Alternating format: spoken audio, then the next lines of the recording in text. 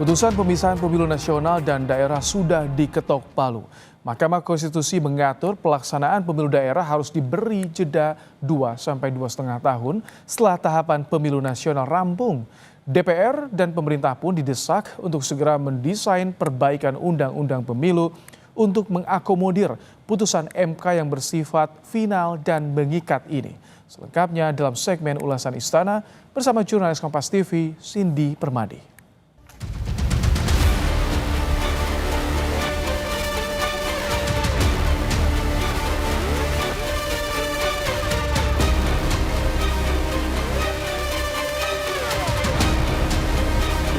Pemilihan dilaksanakan secara serentak di seluruh wilayah Negara Kesatuan Republik Indonesia untuk memilih anggota Dewan Perwakilan Rakyat Daerah Provinsi, anggota Dewan Perwakilan Rakyat Daerah Kabupaten Kota, dan Gubernur atau Wakil Gubernur, Bupati atau Wakil Bupati, dan Wali Kota atau Wakil Wali Kota yang dilaksanakan dalam waktu paling singkat 2 tahun atau paling lama 2 tahun 6 bulan sejak pelantikan anggota Dewan Perwakilan Rakyat dan anggota Dewan Perwakilan Daerah atau sejak pelantikan Presiden atau Wakil Presiden. Menolak permohonan pemohon untuk selain dan selebihnya.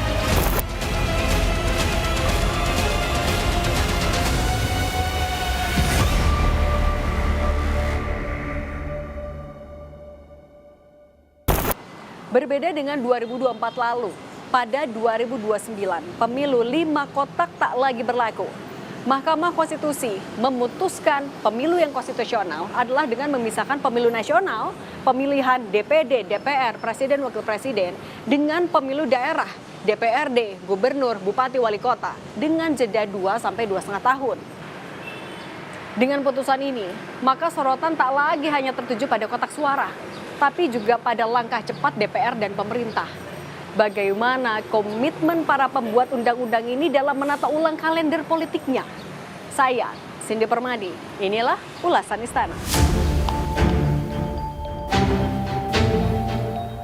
Setidaknya ada 3 pertimbangan Mahkamah Konstitusi dalam mengabulkan permohonan Perludem untuk sebagian. Terkait uji materi pasal 167 ayat 3 Undang-Undang Nomor 7 Tahun 2017 tentang Pemilu dan pasal 201 ayat 7 Undang-Undang Nomor 10 Tahun 2016 tentang Pilkada. Dalam pertimbangan hukumnya, MK menilai pelaksanaan pemilu 5 kotak yang berdekatan menyebabkan penumpukan beban kerja penyelenggara pemilu yang mengancam kualitas penyelenggaraannya.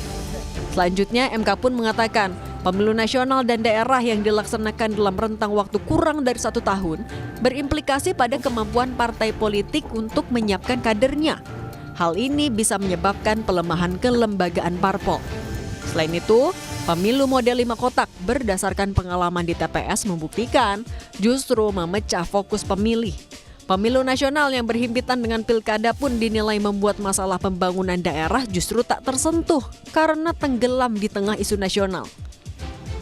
Pemilihan dilaksanakan secara serentak di seluruh wilayah Negara Kesatuan Republik Indonesia untuk memilih anggota Dewan Perwakilan Rakyat Daerah Provinsi, anggota Dewan Perwakilan Rakyat Daerah Kabupaten Kota, dan Gubernur atau Wakil Gubernur, Bupati atau Wakil Bupati, dan Wali Kota atau Wakil Wali Kota yang dilaksanakan dalam waktu paling singkat 2 tahun atau paling lama 2 tahun 6 bulan sejak pelantikan anggota Dewan Perwakilan Rakyat dan anggota Dewan Perwakilan Daerah atau sejak pelantikan Presiden atau Wakil Presiden. Menolak permohonan pemohon untuk selain dan selebihnya.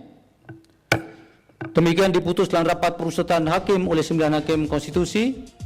Mendengar hasil putusan MK, Ketua KPU RI Muhammad Afifuddin tak menampik jika pemilu yang dilaksanakan secara berdekatan ini berdampak pada beban kerja yang lebih tinggi.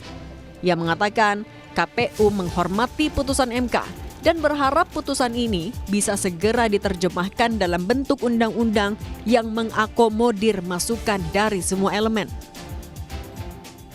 Bagi penyelenggara ketika pelaksanaan tahapannya sangat berhimpitan itu bagaimanapun mau tidak mau berdampak terhadap beban yang bersamaan dalam satu waktu.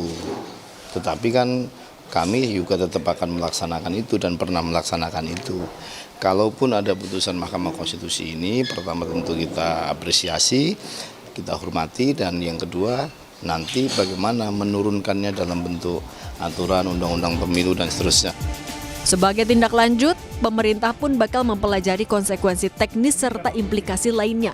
Apalagi putusan MK ini harus selaras dengan desain keseluruhan sistem pemilu. Dan memang pemisahan antara pemilu nasional dan pemilu lokal kami pelajari menjadi salah satu opsi dari masukan-masukan tersebut. Namun tentunya kan harus sinkron dengan desain keseluruhan sistem pemilu. Nah, karena itu kami akan pelajari, kami akan menyusun satu simulasi kira-kira konsekuensi secara teknis apa saja. Dari sudut pandang parlemen, Wakil Ketua DPR RI Sufmi Dasko Ahmad memastikan pembahasan terkait konsekuensi putusan MK harus dilakukan secara hati-hati.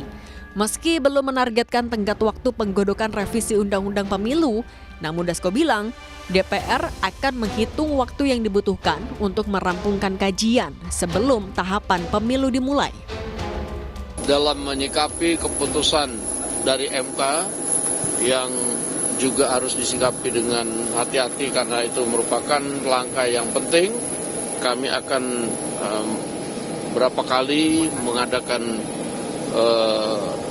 rapat dengan lembaga-lembaga terkait untuk kemudian nantinya tentunya menghasilkan produk yang benar-benar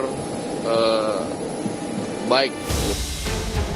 Anggota Dewan Pembina Perkumpulan untuk Pemilu dan Demokrasi atau Perludem, Titi Anggraini, mengingatkan parlemen untuk tidak menunda proses revisi Undang-Undang Pemilu. Titi bilang banyak PR yang harus dituntaskan, seperti masa transisi, perpanjangan anggota DPRD, hingga pengisian kursi penjabat kepala daerah. Tugas ini berdasarkan pengalaman tak pernah bisa selesai dalam waktu singkat. Saya kira itu juga jadi evaluasi mengapa revisi Undang-Undang Pemilu itu tidak boleh ditunda. Apalagi kalau misalnya pembahasannya 2026. Saya mengikuti pembahasan RUU Pemilu sejak lama, tidak akan pernah cukup kalau waktunya itu 1 tahun. Apalagi nanti pasca putusan 135 ini yang akan menjadi perdebatan itu pasti soal misalnya mengatur masa transisi, perpanjangan anggota DPRD, lalu pengisian penjabat. Pengisian penjabat itu tidak boleh diberikan cek kosong hanya kepada presiden atau eksekutif. Sambil menunggu perbaikan undang-undang, partai politik kini mengkaji dampak pemisahan pemilu nasional dan daerah. Wakil Ketua Umum Partai Amanat Nasional, Edi Suparno, menyoroti potensi penambahan biaya sebagai salah satu konsekuensi. Kita akan saat ini tengah melakukan kajian, ya. Misalkan salah satu kajiannya adalah jika memang dilaksanakan pilkada bersama-sama dengan pemilu di daerah itu tahun 2031, ya, 2 tahun setelah pemilu legislatif nasional, kira-kira nanti hasil kursi yang nanti dijadikan dasar perhitungan untuk pilkada itu kursi dari hasil pemilu kapan? Ya, daerahnya. Ya, apakah tahun 2031 juga? Artinya harus ada pembedaan lagi.